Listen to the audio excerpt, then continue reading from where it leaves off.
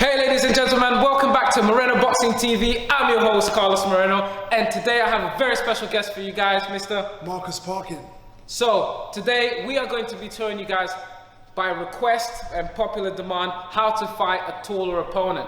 Last video we put out there was how to fight a shorter opponent, but today we went one step further. We actually got a taller guy to come in and do this, otherwise it would have been me and another short opponent. So we're going to be showing you guys effective techniques for dealing with a guy's reach, when they have a reach advantage on you and they got the height advantage on you. So without further ado, let's get ready to boxing! Good. Good done, Quick jab. So he's going to be shooting those jabs, and I can already feel the weight of the jabs. It's really frustrating. It's only a matter of time before he shoots an uppercut. Yeah, shoot the uppercut, bang, or he starts throwing the backhand, and he's just going to be in a world of problems. It's difficult to deal with. You're going to be here trying to load big shots. It's not going to work. But they may not even be taller than you, but they may have a reach advantage. The first tip I'll give you is use your head movement more than your blocks.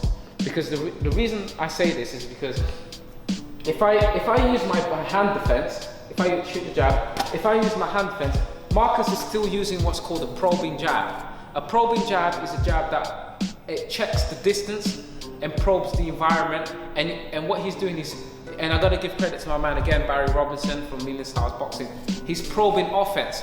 What does it mean by probing offense? He's probing the range to set up offense. You don't want to give the guy the range. You don't want to give away range.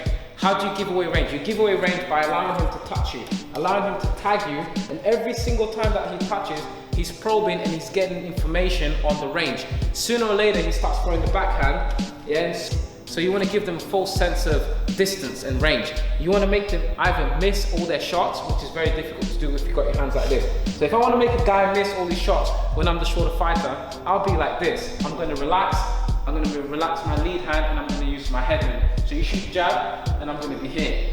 Yeah? A good fighter that I've seen from Matchroom Gym do this, John Ryder. John Ryder, very good at moving his head. He's the shorter guy. He comes in like this and keeps shooting, and he's moving, he's laying back, he's there, he's inside, he's like that, boom. Okay? So that's the first step. Second thing you can do, if you're not that way inclined to be here slipping, use probing defense. So as opposed to using probing offense, where you're like reaching out, trying to set up offense, you're trying to set up defense to throw a counter. So you find a lot of guys, especially against a southpaw, if I want to probe defense, you're shooting the jab, I'm probing here, I'm probing defense. So I'm getting just as much information as my opponent is getting on range. So he's getting all that info, but I'm getting that information as well, which means I can sense, it's then gonna allow me to sense when he's gonna throw that backhand. And because I'm creating a false sense of distance, he doesn't realize that this is not the actual range. To be able to hit my chin, he actually needs to come in a little bit more. So by the time he throws that backhand, I've got enough time to set up offense by moving out of the way, shooting the uppercut, shooting the check hook, shooting overhand right. There, keep shooting there, that's good. But be careful not to get backed up to the ropes too much, yeah? So there now I've got the information, you shoot the 1-2, and then I'm here. Okay, I can set up, bang, I can set up from here, all because I've been giving him a false sense of range. Again, shoot the jab, that's a false sense of range. However, let's compare that to the first scenario that I gave you guys. The first scenario was here, right? If I'm here like this, now Marcus is gonna set up his backhand, set up the backhand, bang. Did it feel easier to set up that backhand? Look at his posture, he's got perfect posture, shoot again. He's got perfect balance, shoot, boom. You don't want to be taking right hands like that. Perfect turning of the foot, good rotation on the hips, shoulders turning in. Why would you want a guy to hit you like that? It's not a smart idea, yeah? We only have a set number of brain cells. So, instead, I'm going to give him a false sense of range. I'm here, there. By the time he shoots, it's much more difficult now. He has to overcommit. If he really wants to land, he has to overcommit that shot. And that's what you want. Third tip is go to the body. A taller guy is gonna put a lot of pressure on. It's going to make you move your head, it's going to lean on you, it's going to be hard to land punches to the head. For example, so if you guard there, let's say Marcus has the reach, so I got a long reach, but he's got the reach, right? And let's say he's laying back on the back foot, he's using his height. So again, it really depends whether a guy knows how to use the reach or not. Some people have long reach, but they don't use it. They throw too many short punches, not good.